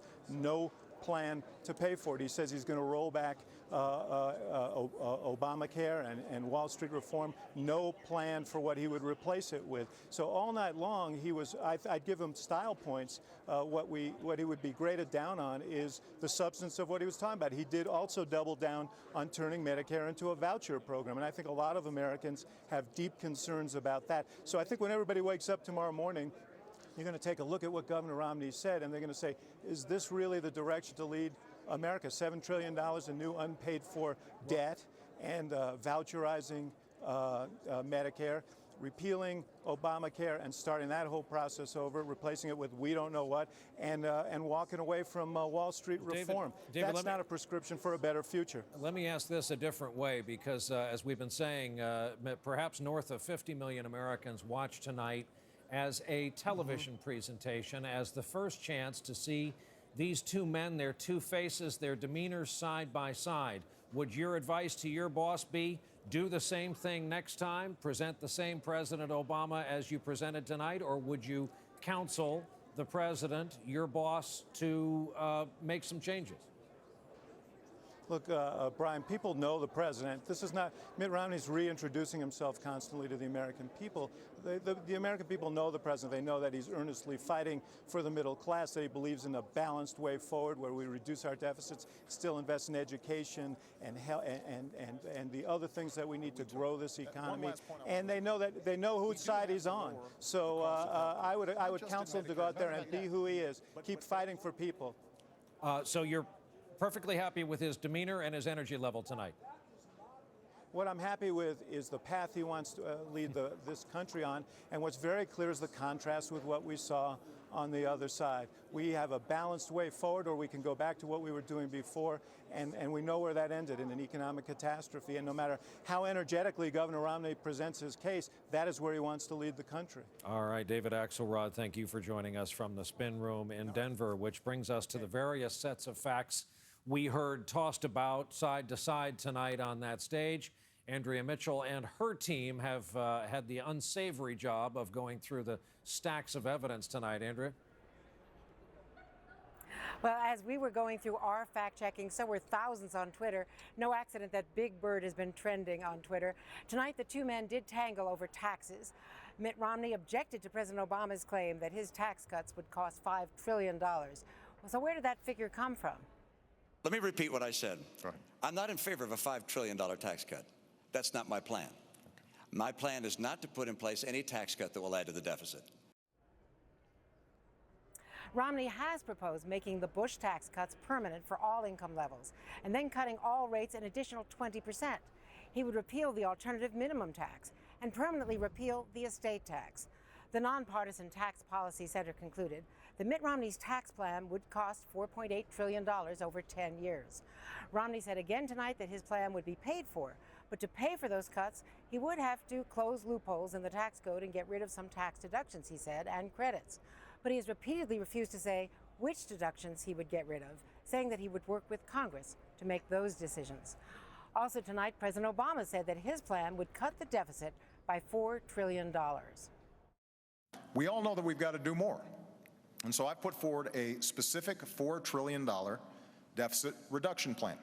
It's on a website. You can look at all the numbers, what cuts we make and what revenue we raise.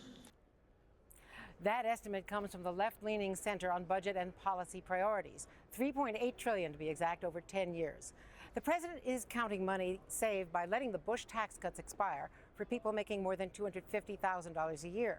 But he's also counting $1 trillion in savings over 10 years by drawing down the wars in Iraq and Afghanistan. The bipartisan nonprofit Committee for a Responsible Federal Budget has called that a gimmick because those wars were deficit financed in the first place. And the president is also counting on savings agreed to last year when the White House and Congress agreed to raise the debt ceiling. Mitt Romney claimed tonight that President Obama's health reform would take $706 billion, $16 billion out of Medicare. What I support is no change for current retirees and near retirees to Medicare, and the president supports taking $716 billion out of that program. In fact, under the president's health reform law, that $716 billion comes from trimming planned future increases over the next decade, not from cutting funding. The trims limit payments to healthcare providers and insurers, but do not cost seniors more. And Medicare's chief actuary says that Mr. Obama's health reform, quote, substantially improves the program's finances. Mitt Romney's claim that his plan would not change anything for seniors and near retirees is true. His changes would not affect anyone currently over the age of 55. Tonight, the president made a claim about Social Security. Social Security is structurally sound. It's going to have to be tweaked the way it was by Ronald Reagan and Democratic Speaker Tip O'Neill. But The basic structure is sound. President Obama said that unlike Medicare, Social Security does not need to be fundamentally fixed to remain solvent. But according to the Congressional Budget Office, Social Security will run into financial trouble too. By the year 2030, the amount Social Security pays out will exceed the tax revenue coming in. So in about 20 years, the program will not be able to pay for itself through the payroll taxes that we all pay in. So Brian, the debate will continue on Twitter and everywhere else as these facts are checked and counter-checked. All right, Brian? Andrea Mitchell, after a long night's work, hard to believe it was just 90 minutes of debate because there's an even longer list than that of disputed facts. Andrea, thanks. Savannah Guthrie, if we were courtroom lawyers, among the two of us, you're the lawyer after all, we'd come off of our brief conversation there with David Axelrod, turn to the judge and say, Your Honor, we have no choice but to assume that they are happy with the president's performance tonight. What you also are is a former White House correspondent. What's really going to go on? As a lawyer, I might say that answer is non-responsive. He didn't come right out and say, we're thrilled with the president's performance. Of course, he can't say that. What he's saying is that on substance, that he thinks the president's arguments outweigh Mitt Romney's. No question this was Mitt Romney's night on style, on kind of resetting where the campaign was. And that's the question I think we have to step back and ask ourselves. Did this night fundamentally alter the trajectory of the race? For Mitt Romney, he needed to play for more time. Where the polls were going into this race, where the president was starting to open up a lead, he needed people not to close their minds and not give him a chance and tune him out. He may have gotten another chance, and President Obama needed to close the sale, and he didn't do that tonight. And Chuck Todd, out in the spin room in Denver, to Savannah's point, the Romney campaigns need to play for time, and the numbers that are still out there and able to be on the move, despite, as we keep pointing out, the fact that voting, Chuck, is underway in 34 out of the 50 states. But look, there is some fluidity. We know that there is some places, particularly in some of the battleground states, Virginia and Florida and Colorado, where we are tonight, in particular, where the president hadn't been opening up a lead. Yes, he's doing well in the Midwest, but he hadn't been doing there. But a couple of larger observations. Let's not let it get lost. This was as substantive of a debate of presidential level, and Brian, I would challenge this. I think in the modern television era, these guys got into the weeds, and again, they've had some disagreement over their set of facts, but they got into some specific detail on tax policy and on Medicare that I don't think we've ever heard in a presidential debate before, and it does create the stark choice. And what's interesting here is 6 months ago, the President Obama campaign plan was, we want to make sure this election's not a referendum, not a choice. Tonight, Mitt Romney's campaign plan was, hey, we still want to prove that there is a choice. And there was a lot of time being spent debating Mitt Romney's plans. And in an odd way, while that I think the Obama folks think long-term that will help them create contrasts and comparatives, short-term, it elevates Romney to sort of presidential level ideas and allows that voter to say, can I picture that guy in the big chair, Brian? And Tom Brokaw, I'm guessing you concur that the victory from tonight is for substance. Say what you will. Yes, there's going to be spin. Yes, these are two guys on different sides of the ideological aisle. We got a good substantive airing tonight, a special on the economy of the issues we set out to discuss. This is what a debate should be about. Let the two candidates go after each other. They both came prepared knowing that they were going to have to close the case, if you will, with the American people. I think that there's a consensus at this hour, at least, that Governor Romney, whether or not you agree with his policies, marshaled his facts in a more coherent fashion than the president did.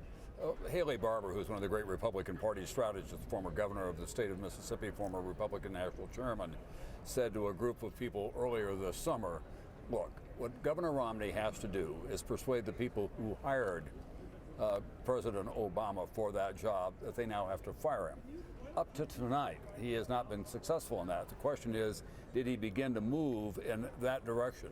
This format worked for him very well, it seems to me, in terms of all the preparation that he had, because it was a narrative that you could follow from A to B all the way through Z.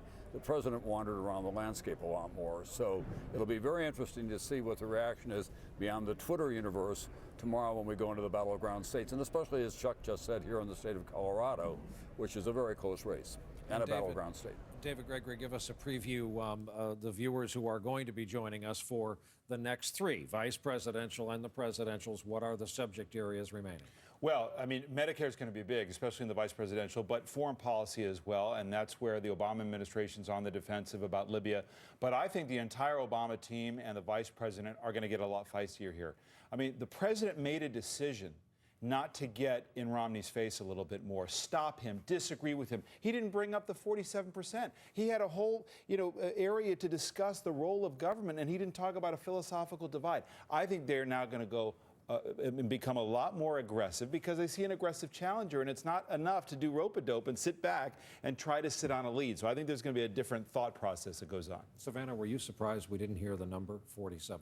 I was, and in fact, an Obama advisor told me earlier today, we're not going to play it safe. Don't believe those stories that say we're just playing not to lose, and yet I think that's what we saw the president doing. The other thing he needs to do is it's really the unfinished business of this campaign, is tell the American people what's the unfinished business of this presidency. Why does he need another 4 years to accomplish what he needs to accomplish? I'm not sure we heard a very crisp and coherent message from the president on that tonight. Andrea Mitchell, one last word from you out in Denver. This is James Fallows writing at Atlantic.com tonight.